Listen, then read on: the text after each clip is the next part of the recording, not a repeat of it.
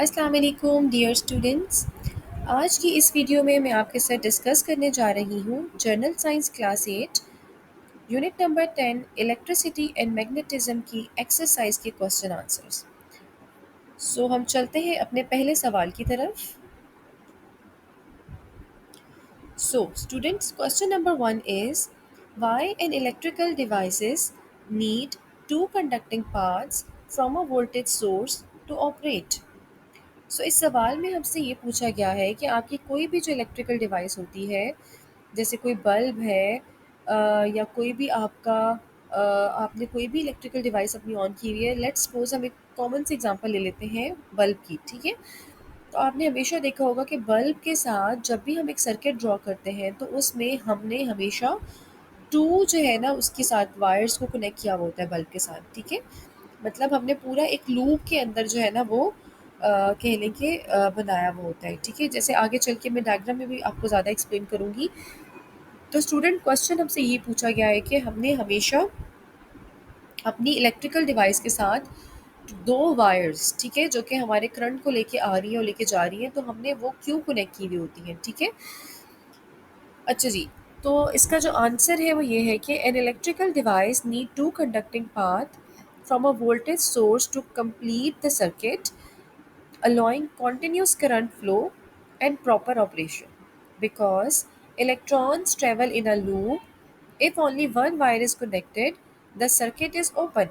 So no current flow and the device won't work. आगे चल के ज़रा डायग्राम में मैं आपको ज़्यादा इससे एक्सप्लेन कर सकती हूँ। अच्छा जी स्टूडेंट, जैसे कि इस डायग्राम में आपके सामने अगर बात की जाए तो यहाँ पे इलेक्ट्रिकल डिवाइस जो हम इस्तेमाल करें वो क्या है, हमारे पास बल्ब है, ठीक है, लाइट बल्ब। और वोल्टेज सोर्स जो है ना हमारे पास क्या है, ड्राई सेल, यानी कि जो सिंपल हम बैटरी का सेल यूज़ कर रहे हैं, ठीक है। अब आपने देखा है कि हमारे इस इलेक्ट्रिकल डिवाइस के साथ दो वायर्स हैं, ठीक है। एक ब्लू रंग की जो वायर्स हैं वो दोनों तरफ हमने इसके साथ कनेक्ट की हुई है। और इसी तरह हमारा जो ड्राई सेल है, यानी कि जो हमारा वोल्टेज सोर्स है, उसके साथ भी हमने दो वायर्स जो है ना उसके दोनों कॉर्नर से निकल के जो कि बल्ब के साथ कनेक्टेड है, ठीक है।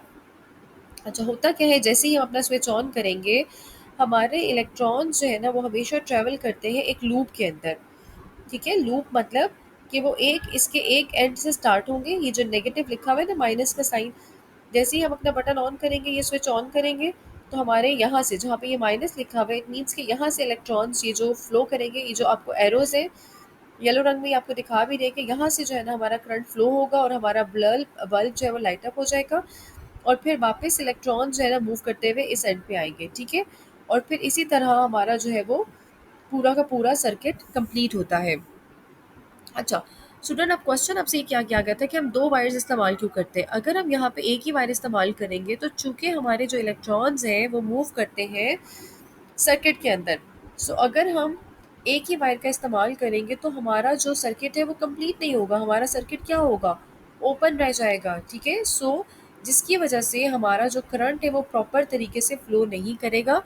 जब करंट ही आपका फ्लो नहीं करेगा तो क्या आपका बल्ब लाइट अप हो सकेगा? नो। दैट्स वाई हमारे पास हमेशा जब भी हम किसी भी इलेक्ट्रिकल डिवाइस को रन करने करने चाहते हैं तो हम हमेशा हम उसके साथ टू जो है ना वायर्स को कनेक्ट करते हैं, ठीक है। दोनों वायर्स, दो वायर्स होती हैं जो कि हमारे वोल्टेज सोर्स से करंट ले जा रही होती हैं और हमारे जो इलेक्ट्रिकल डिवाइस है उसको वो करंट पहुंचा रही होती हैं, जैसे कि इस डायग्राम में जो है ना आपको नज़र आ रहा है।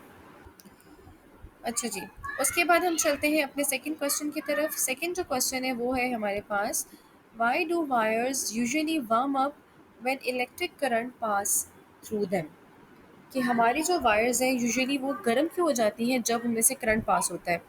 इसकी आप एग्जांपल इस तरह से देख सकते हैं कि जैसे ही आप अपने मोबाइल फ़ोन चार्जिंग पे लगाते हैं तो थोड़ी देर के बाद अगर आप उस चार्जिंग वाली वायर को या जो उसका आगे एडाप्टर बना होता है अगर आप उसको पकड़ेंगे, हाथ लगाएंगे, तो आपको गर्म फील होता है, ठीक है। और अगर ज़्यादा देर आपका कोई चार्जिंग पे लगा रहे मोबाइल फ़ोन या लैपटॉप, तो आप उसके चार्जर जब आप उसके चार्जर को हाथ लगाएंगे तो आपको गर्म फील होता है। तो उसकी क्या रीज़न है?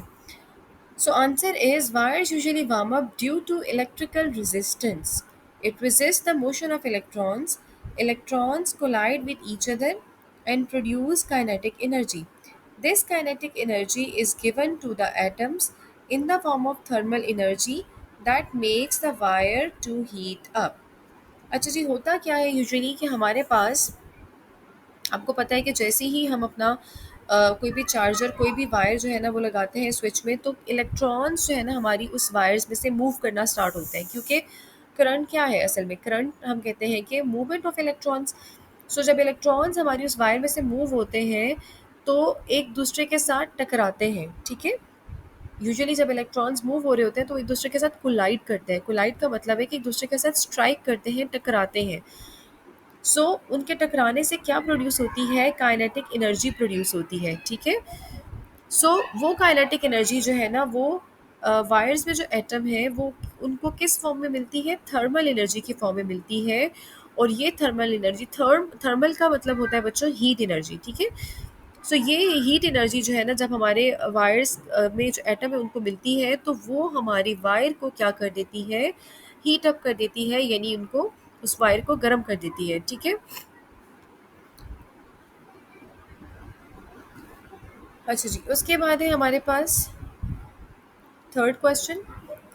क्वेश्चन हमारे पास क्या है students, during a floor grinding and polishing repair in your house the fuse blows when the operator start his heavy machine, he want to replace a fuse by a piece of wire, would you agree, give your reason.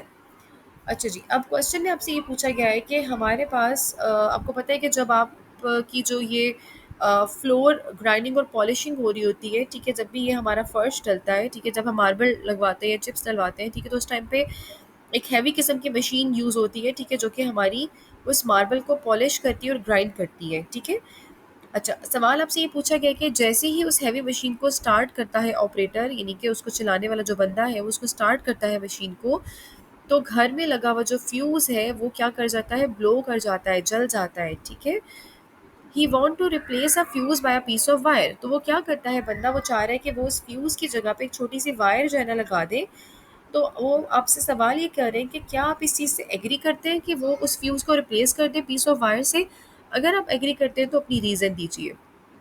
अच्छा जी, students, मैंने आपको fuse के बारे में, जब हमने ये chapter के अंदर भी आपने देखा होगा कि फ्यूज़ और का ज़िक्र किया गया है, ठीक है। सर्किट ब्रेकर और फ्यूज़ 2 चीज़ें हमारे पास जो है ना टॉपिक्स थे हमारे पास।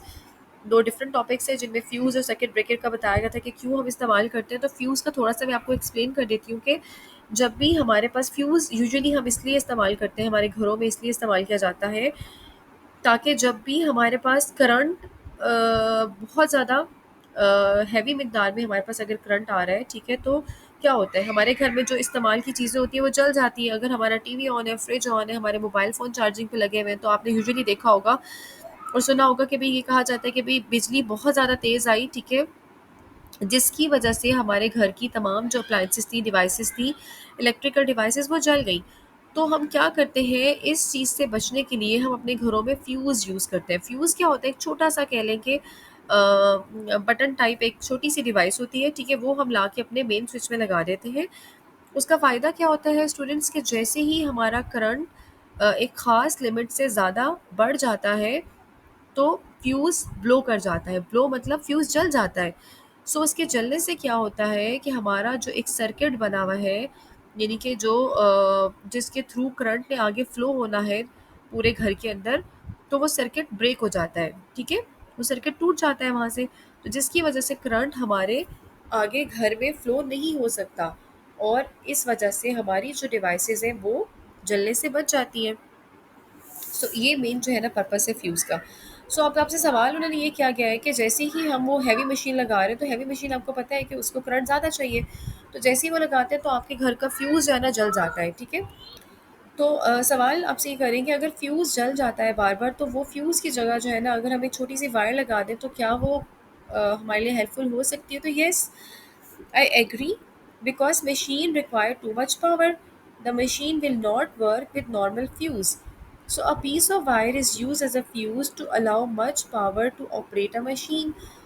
So अगर हम उस मशीन को अगर हमने चलाना है, ऑपरेट करना है, तो हम उस फ्यूज़ की जगह पे एक छोटा सा पीस ऑफ वायर लगा सकते हैं ताकि वो उस को जो है ना उस हैवी मशीन को अलाउ करे कि वो प्रॉपरली अपना फंक्शन जो है वो परफॉर्म कर सके, क्योंकि जैसे ही आपको पता है वो हैवी मशीन चलेगी वो ज़्यादा करंट मांगेगी, जैसे ही ज़्यादा करंट आएगा तो हमारा फ्यूज़ ब्लो कर जाएगा, क्योंकि फ्यूज़ का इस्तेमाल ही ये होता है, ठीक है।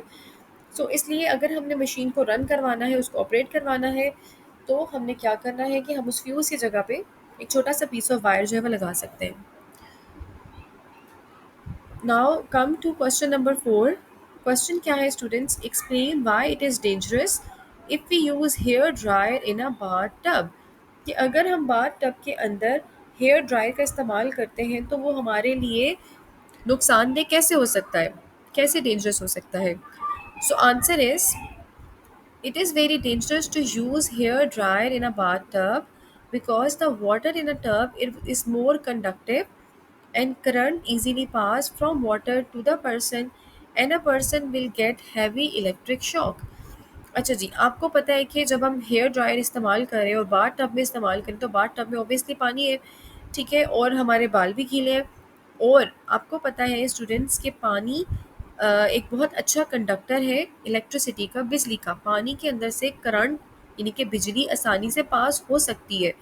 सो क्या होगा अगर आप हेयर ड्रायर इस्तेमाल कर रहे हैं तो हो सकता है, और ये पॉसिबिलिटी है, चांसेस इसके हैं कि आपको हैवी करंट जो है ना, हैवी इलेक्ट्रिक शॉक आपको लग सकता है, ठीक है। सो यहाँ पे यही लिखा हुआ है कि because the water in a tub is more conductive, कि जो पानी है टब के अंदर वो क्या है, कंडक्टिव है। कंडक्टिव मतलब उसमें से करंट पास हो सकता है। And a current easily pass from a water to the person, और ऑब्वियसली अगर आप बाथ टब में खड़े हुई हैं तो करंट पानी में से होता हुआ आप तक पहुंच सकता है, और and a person will get heavy electric shock, और आपको हैवी यानी कि बहुत अच्छा खासा मिकदार में आपको इलेक्ट्रिक शॉक जो है वो लग सकता है, ठीक है। Okay, so next question is, what advantage will a crane with electromagnet over the other cranes, can it use permanent magnet? अच्छा जी, अब पूछा हमसे ये क्या है कि अगर हम क्रेन्स जो हमारी, आपको पता है क्रेन का ज़्यादातर इस्तेमाल किया जाता है कोई भी हैवी जो लोड है उसको लिफ्ट करने के लिए, उसको उठाने के लिए, ठीक है। तो वो कह रहे हैं कि क्रेन्स विद इलेक्ट्रोमैग्नेट, अगर हम किसी क्रेन के अंदर इलेक्ट्रोमैग्नेट का इस्तेमाल कर रहे हैं और एक नॉर्मल हमारे पास क्रेन है, तो वो इलेक्ट्रोमैग्नेट वाली क्रेन का उस नॉर्मल क्रेन पे हमें क्या फ़ायदा हासिल हो सकता है, और क्या हम इलेक्ट्रोमैग्नेट की बजाय जो क्रेन है उसमें हम परमानेंट मैग्नेट भी इस्तेमाल कर सकते हैं कि नहीं। अच्छा जी, the crane with electromagnet work at much efficient rate. Permanent magnet cannot be used in these crane because depend on the requirement we can make them electromagnetic cranes. होता क्या है स्टूडेंट्स के, the crane with electromagnet work at much efficient rate. अगर हम एक crane के अंदर हम इलेक्ट्रोमैग्नेट को जो है ना इस्तेमाल करते हैं तो हम उस क्रेन से, अच्छा जी स्टूडेंट्स, सो जब हम इलेक्ट्रोमैग्नेट वाली क्रेन्स जो है ना वो एक्चुअली बहुत ज़्यादा एफिशिएंट रेट पे काम करती हैं, और कह लें कि जब हम इलेक्ट्रोमैग्नेट इस्तेमाल करते हैं क्रेन्स के अंदर तो हम उनसे बहुत ज़्यादा हैवी लोड भी आसानी से जो है ना वो कैरी आउट कर सकते हैं, लिफ्ट अप कर सकते हैं, उठा सकते हैं बहुत ज़्यादा हैवी वेट भी, ठीक है। सो परमानेंट मैग्नेट जो है ना हम इस्तेमाल नहीं करेंगे, क्यों, क्योंकि हमने क्रेन को जब चाहें, अगर हमें लग रहा है कि भाई ये हमारे पास जो वज़न है बहुत ज़्यादा हैवी है और वो हमारी नॉर्मल क्रेन उस वज़न को नहीं उठा सकती, तो फिर हम उस क्रेन के अंदर इलेक्ट्रोमैग्नेटिक प्रॉपर्टी को इस्तेमाल करते हुए उसको हम इलेक्ट्रोमैग्नेटिक क्रेन बना सकते हैं। अदरवाइज़ अगर हम परमानेंट मैग्नेट उसमें इस्तेमाल करेंगे तो उसका हमें फ़ायदा नहीं है, ठीक है। सो डिपेंड ऑन द रिक्वायरमेंट कि हमने क्रेन से कितना हैवी वज़न उठाना है, हम उस क्रेन को इलेक्ट्रोमैग्नेट बनाएंगे, ठीक है। सो दैट्स वाई इस तरह की क्रेन्स में हम परमानेंट मैग्नेट का इस्तेमाल नहीं कर सकते। सो स्टूडेंट्स, ये सारे के सारे थे हमारे पास चैप्टर 10 के एक्सरसाइज के क्वेश्चंस। आई होप कि आपको क्वेश्चन समझ आ गए होंगे। So thanks for watching the video, and please don't forget to subscribe my channel and do comment and like my videos. Thank you so much.